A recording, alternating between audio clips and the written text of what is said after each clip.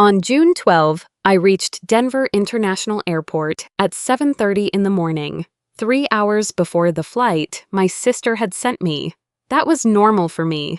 I planned bus routes for the Denver transit system, which meant I spent my working life imagining delays before they happened.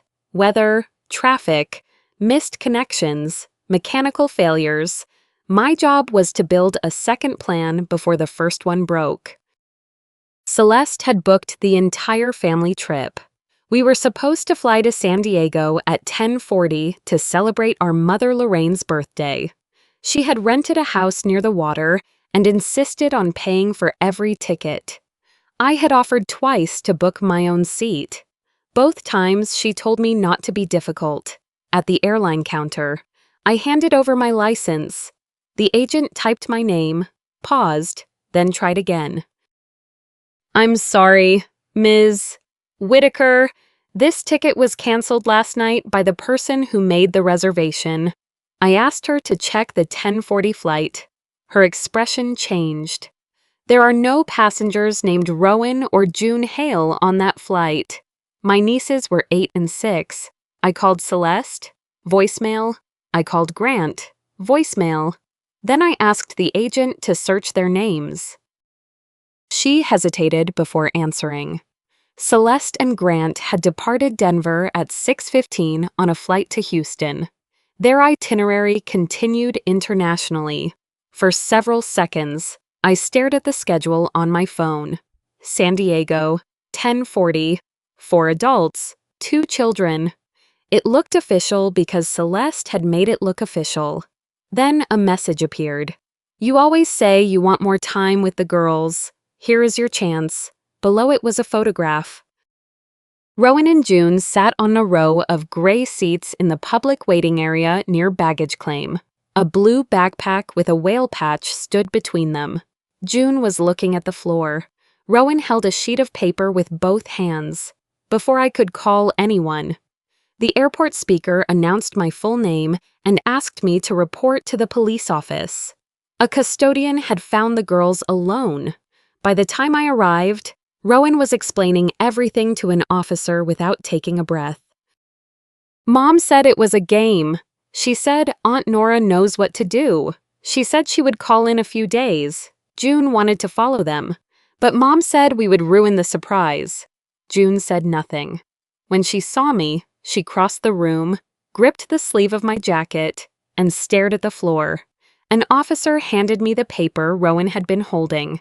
Celeste had written my full name, phone number, and address beneath one sentence. "Their aunt is on her way." The address made my stomach tighten. I had moved into that apartment only a week earlier. Celeste could not have written it months ago. Whatever had happened, she had prepared it recently. A child protection worker named Denise Alvarez arrived before noon. She spoke calmly, but she did not soften the situation. "The girls may go home with you tonight under an emergency kinship arrangement," she said. "That does not make you their legal guardian. We will inspect your apartment, complete background checks, and ask the court to review the placement within the next few days. If the home is not approved, or if the court decides another placement is necessary, the girls may be moved." Rowan stopped talking. For the first time that morning, I understood that taking them home was not the same as being allowed to keep them safe, even for one more night together. June tightened her hand around my sleeve. The police later confirmed that Celeste and Grant's international connection had left the United States more than an hour earlier. Denise placed 2 itineraries on the desk. One was the San Diego schedule Celeste had sent me. The other was the real route through Houston. The flights were more than 4 hours apart. My sister had not abandoned her children during a moment of panic. She had built a timetable that brought me to the airport late enough to miss her and early enough to collect what she left behind. That evening, I took Rowan and June to my apartment. Rowan carried the blue backpack herself. She did not open it. She placed it beside my front door, straps upright, ready to be lifted. When I reached for it, she covered my hand with hers. "Don't put it away," she said. "Mom said we might have to leave at any time." The first night taught me how unprepared my apartment was for children. I had one spare bedroom, one bed, and a stack of boxes I had not unpacked. Rowan and June slept side by side under mismatched blankets. June refused to let me close the door. Each time I stepped into the hallway, Rowan sat up and asked where I was going, how long I would be gone, and who would stay with June if I did not come back. The blue backpack remained beside the front door before bedtime. I taped a sheet of printer paper to the refrigerator. I wrote down when I would leave for work, who would be with them, and what time I expected to return. Rowan read it 3 times before climbing into bed. Then she came back once more to make sure I had not changed anything. I was good at managing transit schedules. That did not make me good at raising 2 frightened children. I did not know June would only eat toast if it was cut diagonally. I did not know Rowan hated the vacuum cleaner because Grant used to run it outside her bedroom when he was angry. I did not own booster seats, children's shampoo, night lights, or cups that would not spill when small hands shook. The hardest question came at breakfast. "When is Mom coming back?" Rowan asked. June stopped chewing completely. I could have given them something soft and hopeful. I could have said soon. I could have said their mother loved them. But I had already seen what happened when adults used comforting words as substitutes for facts. "I don't know what your mother is going to do," I said. "But when I know something, I will tell you before anything changes." It was the first promise I made that I knew I could keep. Within days, Child Protection completed the first inspection of my apartment and background checks. The emergency hearing took place in a courtroom that seemed designed to make every family look equally tired. The judge allowed Rowan and June to remain with me under a kinship placement. I received temporary authority to take them to medical appointments, enroll them in a summer program, and communicate with their school. The official goal, Denise reminded me, was still reunification with their parents if that could be done safely. The judge looked over her glasses. "Ms. Whitaker, do you understand that this may not be a short-term arrangement? I did not promise adoption. I did not promise forever. I understand that today they need to know where they are sleeping tonight," I said. When we returned home, the refrigerator held 2 futures under the same magnets. One was the schedule I had made for Rowan and June. The other was my acceptance letter to a master's program in urban policy in Chicago. A partial scholarship was attached. So was the lease for an apartment beginning at the end of August. My phone countdown said 74 days. I had worked 5 years for that move. Chicago was not only a promotion or a degree. It was the first future I had chosen that did not orbit Celeste. It meant living somewhere my family could not call and assume I would reorganize my week around their emergency. That pattern had started long before the airport. Our mother, Lorraine, drove Celeste to beauty pageants, speech contests, and school events that filled the staircase with framed photographs. I helped with homework, tied ribbons, carried garment bags, and learned how to repair a celebration without appearing in it. Lorraine called me easy. She meant I was responsible, sensible, and dependable. For years, I accepted those words as praise. Only later did I understand that dependable could also become an assignment no one ever asked me to accept. Celeste was the daughter. People saw I was the daughter who kept the lights on behind the stage. Lorraine came to my apartment 3 days after the hearing. She stood in the kitchen, twisting the strap of her purse, and offered explanations one after another. Maybe Celeste had panicked. Maybe Grant had forced her. At least the girls had been left with family. And Nora, she said, "You have always been good in a crisis." I looked at my mother across the table. "You're using the fact that I can survive this to prove what they did wasn't that bad." Lorraine said nothing. I asked whether she knew anything about Celeste and Grant's finances.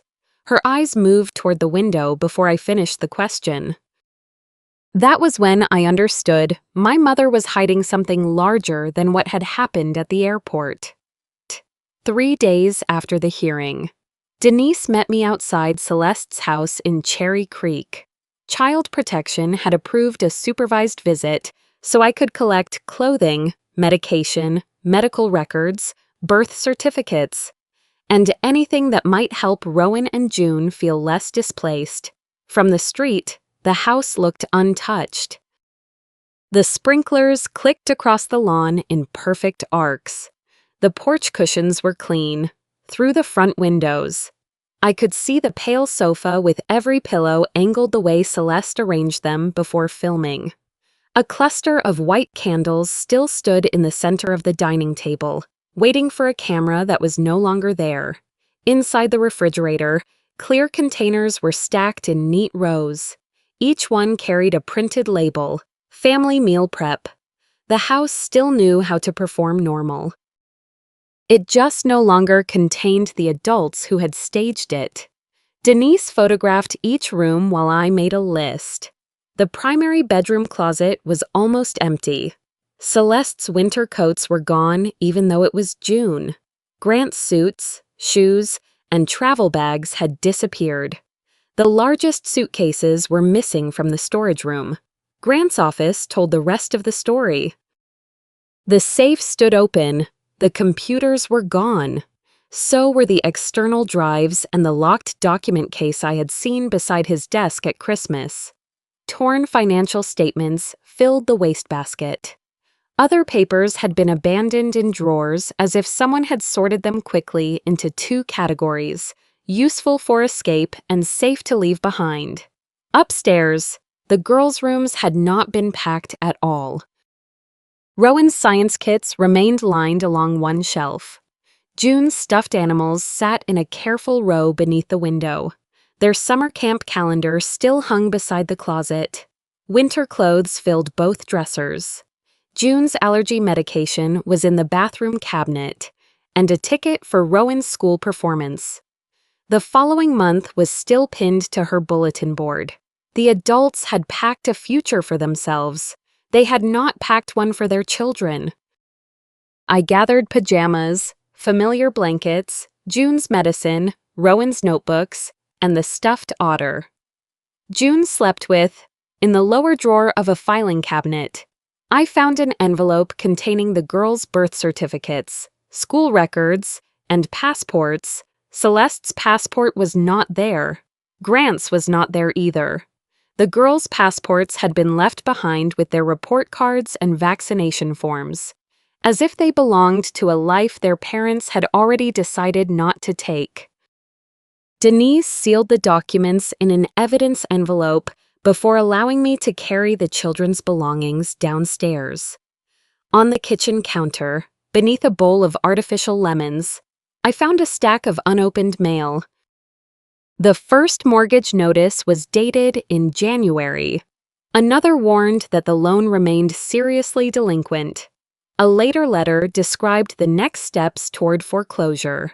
There were credit card bills, collection notices, and messages from investors asking why withdrawal requests had not been processed. Mixed among them were glossy brochures for Blue Mesa retreats.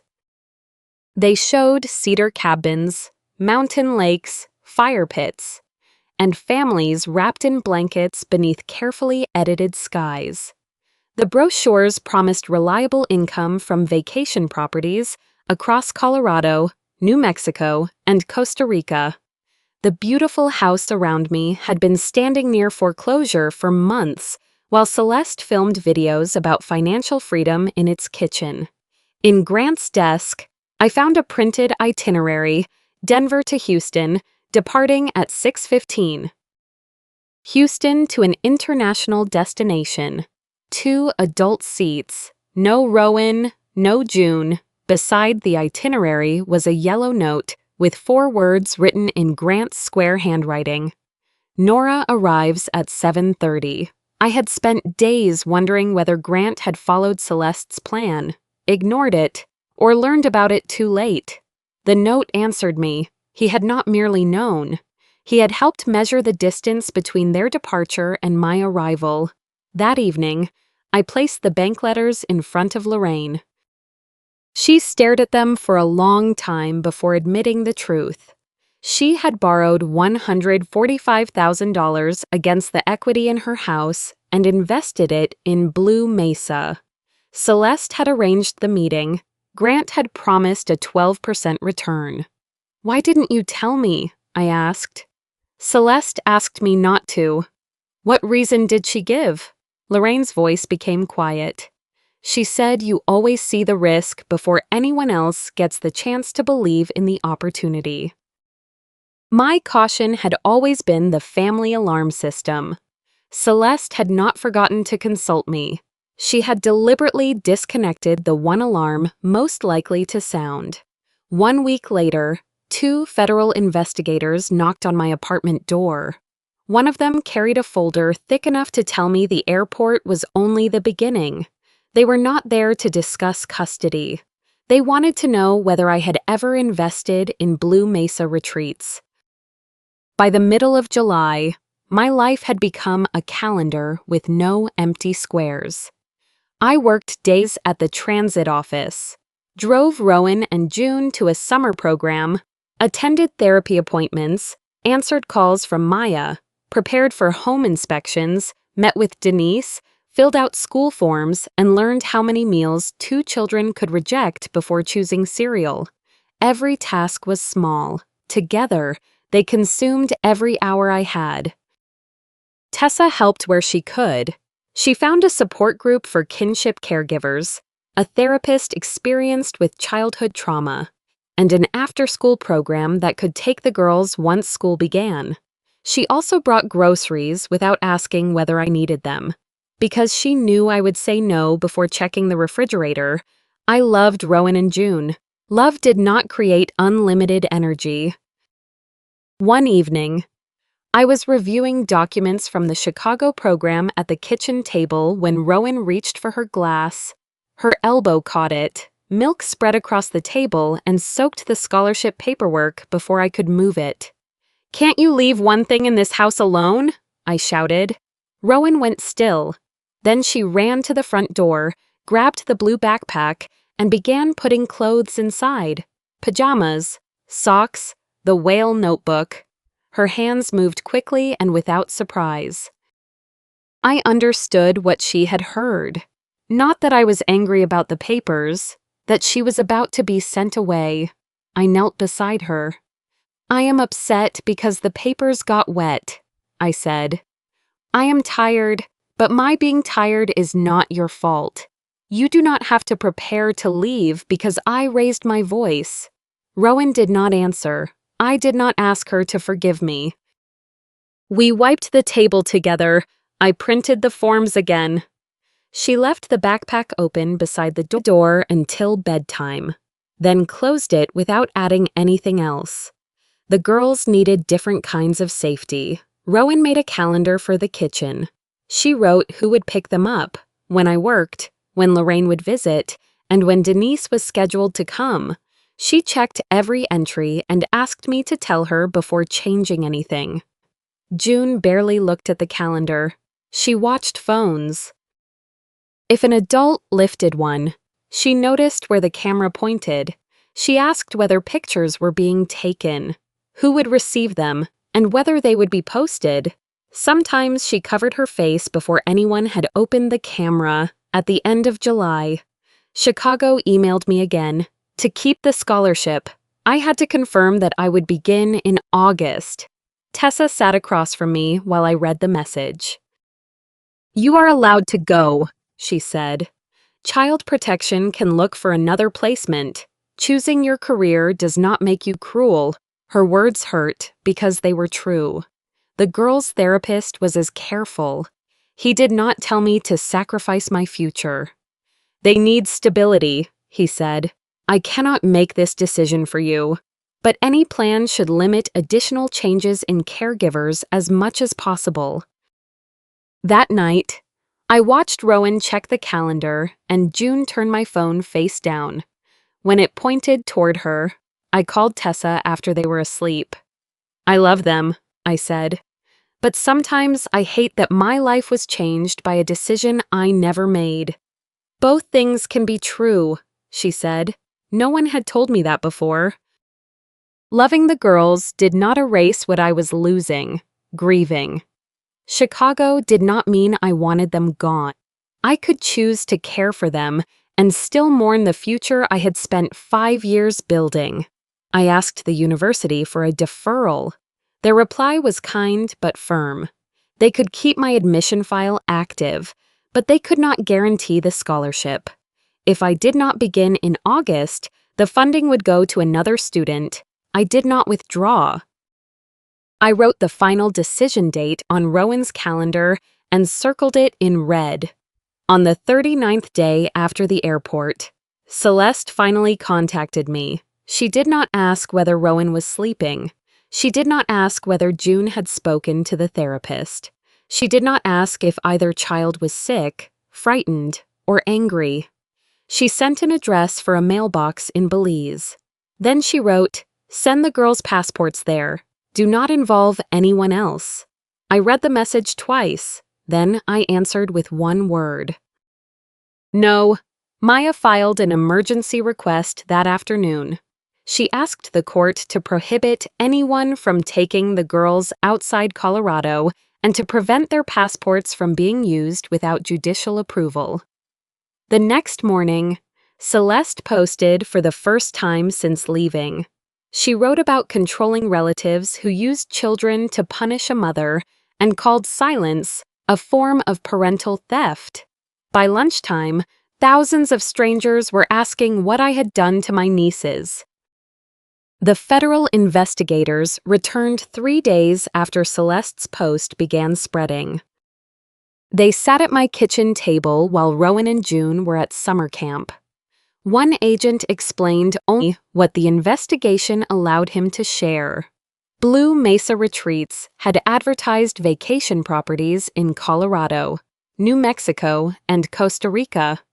Some of the cabins and resorts shown in the brochures were not owned by the company at all. Money from newer investors had been used to pay earlier investors, while other funds covered the mortgage, vehicles, international travel, and the media operation that kept Celeste visible.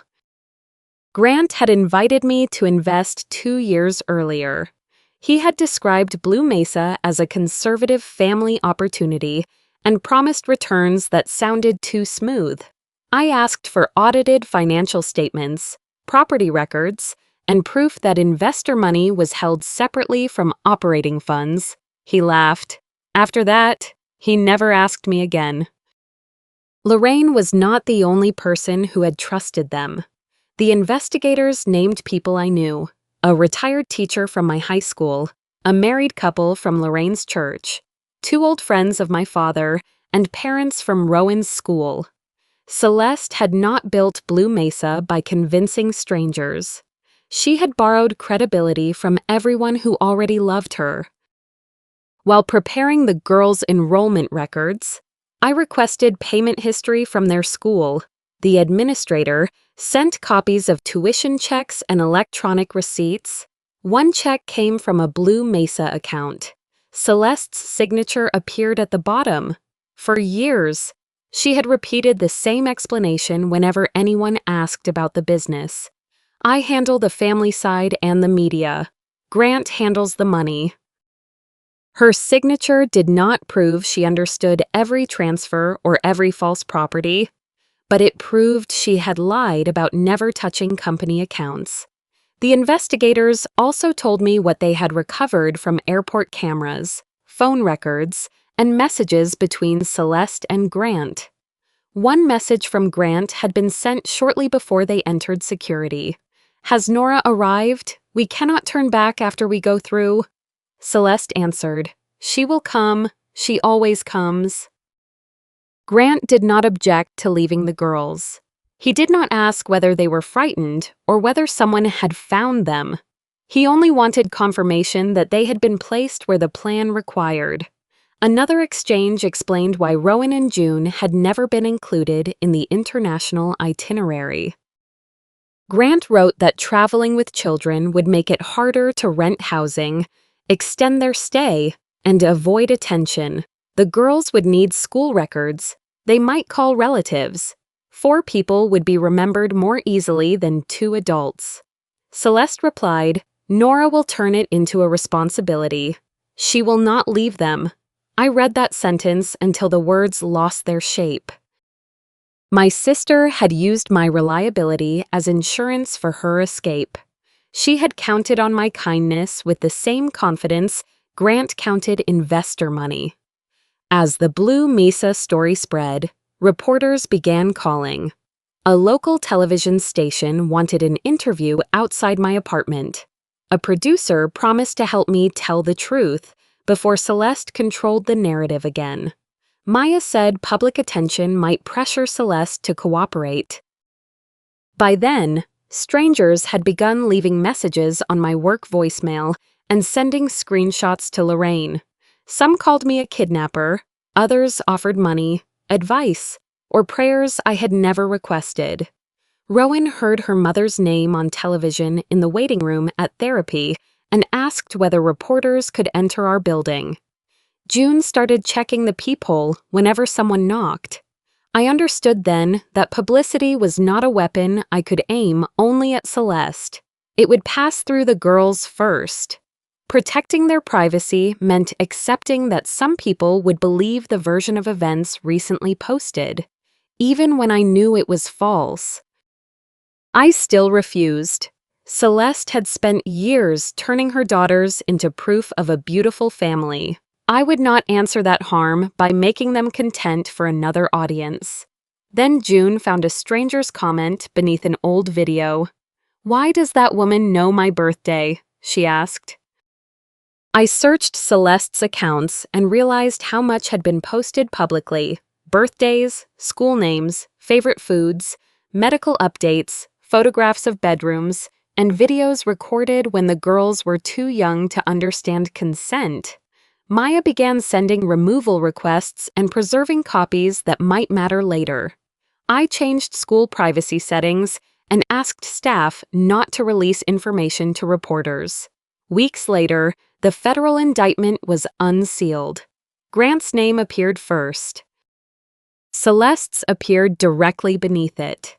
She was identified as a promoter, an authorized signer, a participant in transfers, and the person who used family images to build investor trust. The wife who only handled media had been another role she performed. That same afternoon, Maya received a letter from Celeste's attorney objecting to every long-term placement plan for the girls.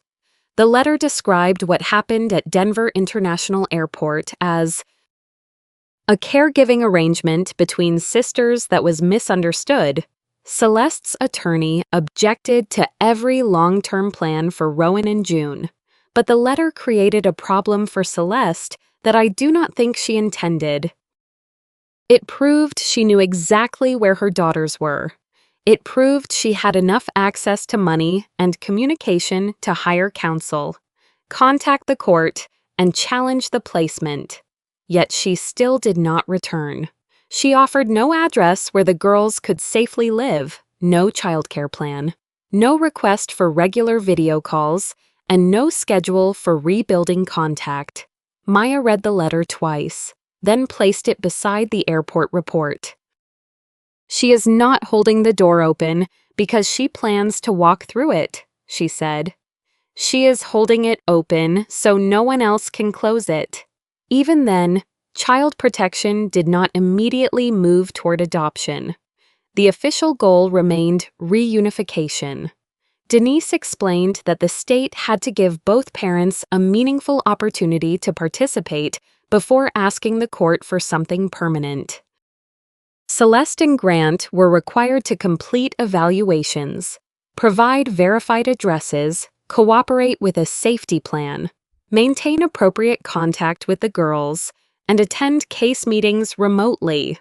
Celeste appeared only when her attorney joined the call. She answered questions carefully, promised documents that never arrived, and avoided discussing when she would return. Grant did not participate at all. The process moved slowly, which was painful, but I began to understand why.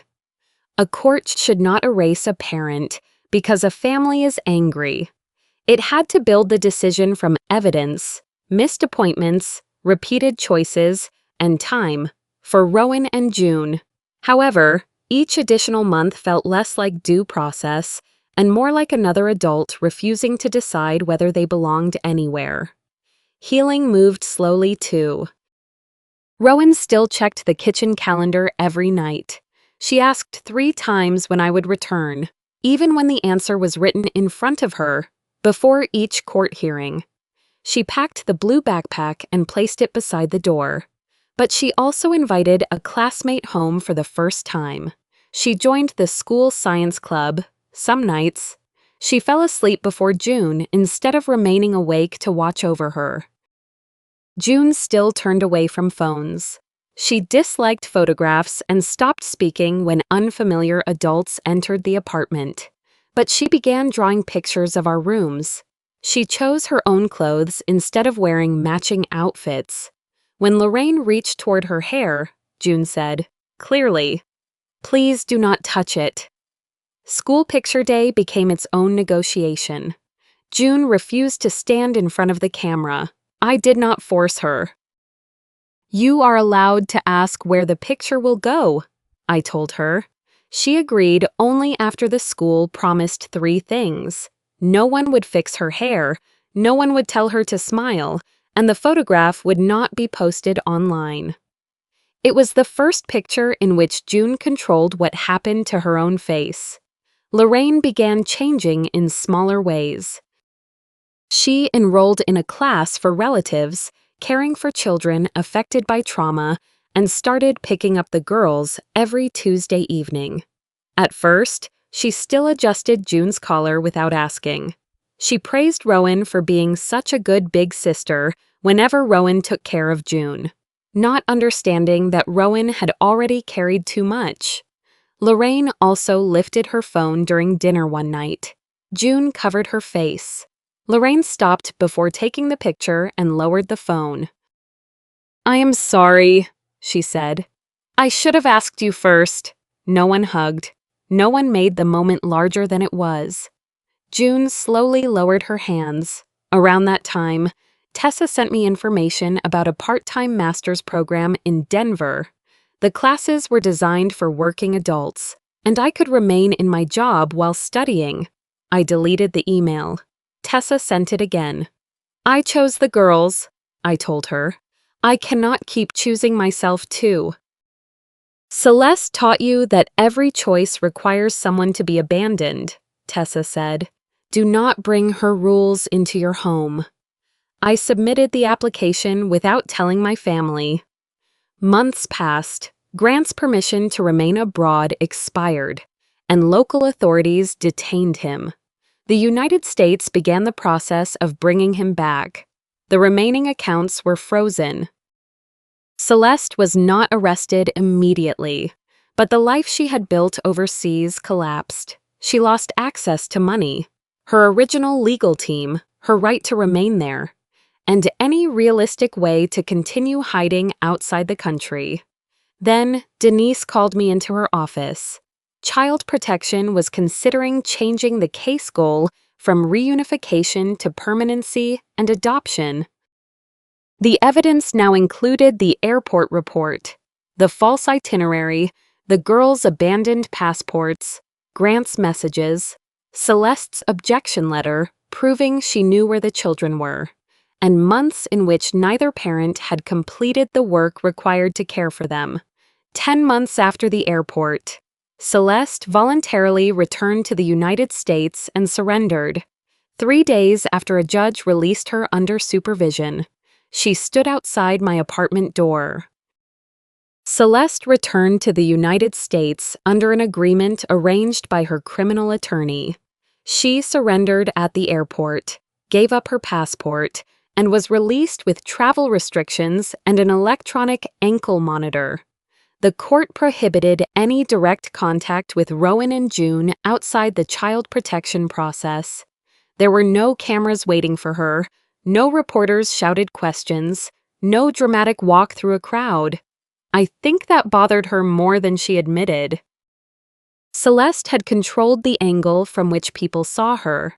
Now she had come home without a caption, without a filtered photograph, and without the power to decide what the public would remember. A supervised visit was approved 2 weeks later. The room belonged to a family services center and looked designed to offend no one. Beige walls, plastic toys, a clock too loud for the size of the room. A case aide sat near the door with a notebook. Celeste remembered things I had forgotten she knew. She warned June before the restroom. Hand dryer started because June had always hated the noise. She asked for Rowan's ketchup to be placed beside the food instead of on it. She brought the stuffed otter June had once slept with and called it by its name, Mossy. She told the case aide not to speak about Rowan as if Rowan were not sitting there. Those details mattered. They proved Celeste had once paid attention, but attention was not the same as accountability. She asked whether the girls remembered their trips to the coast. She described the old house as if they had simply moved away from it. She said she had gone through a difficult season and that adults sometimes made choices children could not understand. She never said, "I left you." She never said, "You were afraid because of me." Whenever she spoke, she glanced toward the case aide, measuring how the sentence had landed. Rowan sat with her hands folded. "Why didn't you tell us before you left?" she asked.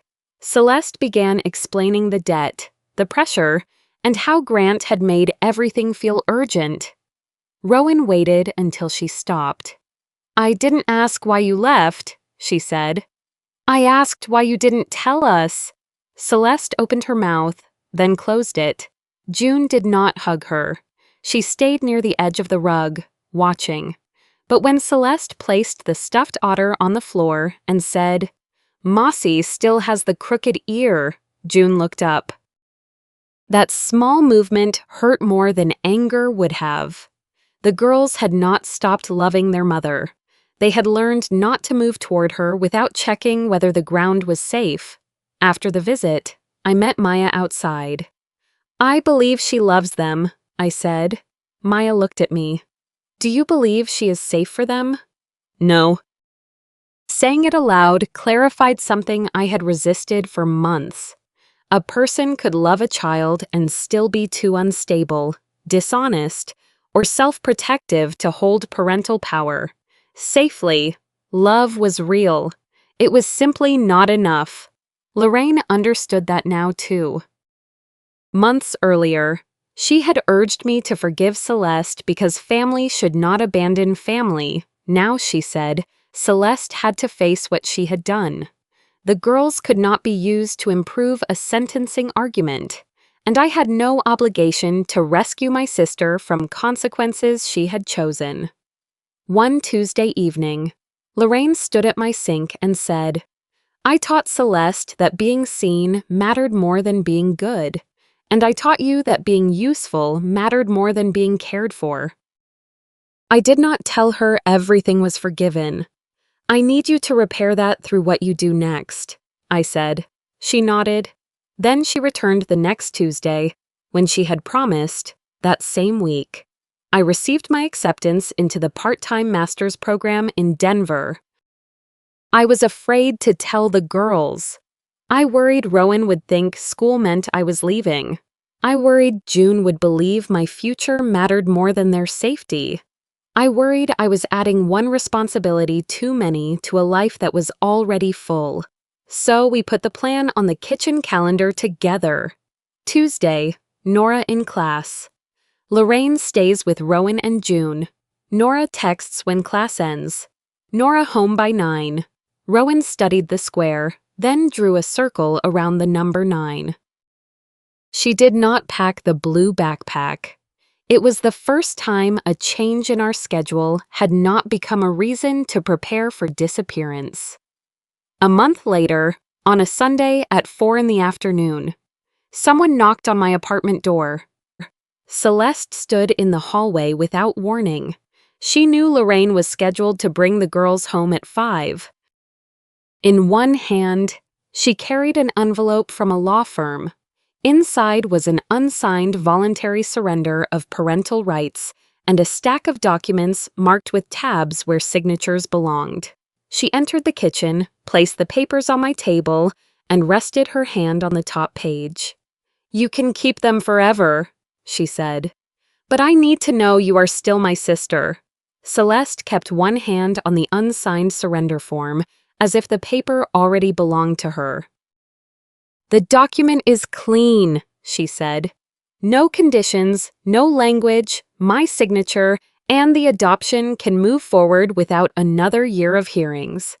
Then she explained the conditions that would never appear on the page. She wanted me to write to the state prosecutor and describe the airport as a misunderstanding between sisters. I was supposed to say she had always believed Rowan and June were safe with family. She wanted a separate letter for the federal sentencing file. Something about her love for the girls and the harm a long sentence would cause them. She also wanted 2 supervised visits before sentencing. Her attorney could document that she still had a relationship with her children. A few photographs might be included with the sentencing materials. "You get the girls," Celeste said. "I get a chance. No one loses more money to lawyers." I looked at the signature tabs. The offer was not empty. If she signed, there might be no contested hearing. Rowan and June might avoid more interviews, more evaluations, and more adults asking them to describe the worst morning of their lives. Maya's bills would stop growing. The possibility of an unpredictable ruling would shrink. Most of all, Rowan might stop keeping the blue backpack ready. Celeste placed a pen beside my hand. For a moment, I picked it up. I imagined telling the girls that no one could move them again. I imagined erasing the red court dates from the kitchen calendar. I imagined a future in which every knock at the door was only a neighbor or a delivery. Celeste watched my face. "You have always been the reasonable one," she said. "We can still repair this family. One sentence that is not completely accurate will not hurt anyone. The prosecutors already have their financial evidence. Your letter only helps the judge see a mother, not a headline." I turned the pen between my fingers. "Does your lawyer know you are putting these 2 things beside each other?" Celeste did not answer. Her silence told me the exchange was hers, not legal advice. Behind her, the kitchen calendar was visible on the refrigerator. Rowan had written in purple marker, 5/1, home with Grandma. I looked at the clock, 4:47. Celeste knew exactly when the girls would return. If I accepted, she would be waiting for a family scene she could describe later. If I refused, she could still create an unexpected reunion and use the children's reaction for herself. Either way, Rowan and June were props. I set the pen down. "I will not buy 2 children from their own mother," I said. "You sign because it is right for them, or we meet in court." Celeste's face changed. She accused me of stealing her daughters. She said I had always envied her house, her marriage, and the life people admired. She said I was using the girls to punish her for being the daughter our mother noticed first. I did not defend my childhood. "I believe you love them," I said, "but whenever you have to choose, you love your own safety more." At exactly 5, a key turned in the lock. Lorraine entered with Rowan and June behind her. Celeste stood and opened her arms. Neither child moved toward her. Rowan stepped closer to me and studied the table, the papers, and her mother's coat. "Is she staying for dinner?" she asked. It was not the question of a child running toward a parent. It was a question about the schedule and the rules of the house. June saw Celeste's phone beside the envelope. "In this house, you have to ask before you take pictures," she said. Celeste looked from June to Rowan, then toward the front door. The blue backpack stood beside it, straps upright. Celeste had bought that backpack. She had chosen the whale patch and photographed Rowan wearing it on the first day of school. Now she understood that Rowan had kept it packed for months, ready for another adult to decide she had to leave. Something real crossed Celeste's face. "Our mother always thought people only kept what they could see," she said quietly. For one breath, I could see the child Lorraine had taught to live inside other people's attention. I did not deny her pain. I did not rescue her from it. Celeste gathered the unsigned document and placed it back in the envelope. She walked past the girls, past the backpack, and out of the apartment. No one stopped her. No one followed. After the door closed, I called Maya. I wrote down the time, every condition Celeste had named, and every word I could remember. I gave the prosecutor the truth. I posted nothing online. A few weeks later, Celeste accepted a plea agreement. Her criminal case moved closer to its end. Her parental rights did not disappear with the plea. I had refused the short road. Now I still had to walk the long one. Grant pleaded guilty to wire fraud, money laundering, and conspiracy to defraud investors. He received the longer sentence because he had built Blue Mesa, controlled the accounts, directed the transfers, fled the country, and helped plan the abandonment of Rowan and June. Celeste pleaded guilty to participating in the conspiracy, promoting false information, assisting transactions, and hiding her financial role.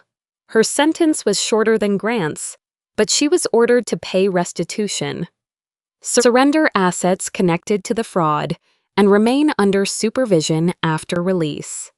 Neither criminal sentence automatically ended their parental rights. The child protection case stood on different evidence: the airport abandonment, the false itinerary, the months without care, the fact that Celeste knew where the girls were but did not return, the failure of both parents to complete reunification requirements, Celeste's attempt to trade consent for favorable statements, and Rowan and June's need for stability.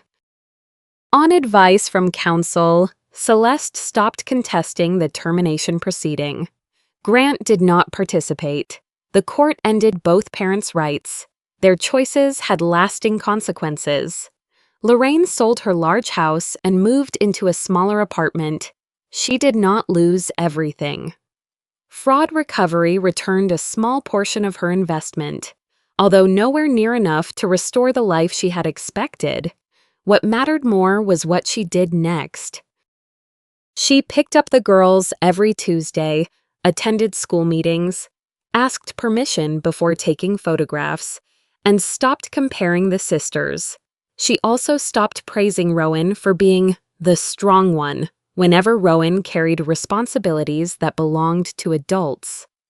One evening, Lorraine said, "I thought you did not need care because you always knew what to do." "Knowing what to do does not mean I did not need someone beside me," I said. There was no dramatic reconciliation. Lorraine came back the following Tuesday. I began the part-time master's program in Denver. It was not the future I had planned in Chicago, but it was still a future. I had my work, the girls, a network of help, permission to rest, and the right to be loved without disappearing. On class nights, Lorraine stayed with Rowan and June. I texted when I left campus. Rowan watched the clock. I came through the door close to 9, as promised. 18 months after the airport, the adoption became final. There were no reporters and no public announcement. June agreed to one family photograph under 3 conditions: no editing, no posting online, and she could see it first. Her hair was untidy. Rowan had one eye closed. I was laughing before the photographer finished counting. It was an imperfect picture that served no audience beyond the people inside it. The night before court, I passed the girls' room and saw Rowan kneeling beside the blue backpack. She removed the pajamas and placed them in a drawer. She carried the toothbrush to the bathroom. She set her schedule notebook on the desk. Then she folded the backpack and placed it on the closet shelf. She made no announcement. She came into the kitchen and asked, "Do you have class tomorrow?" I pointed to the calendar.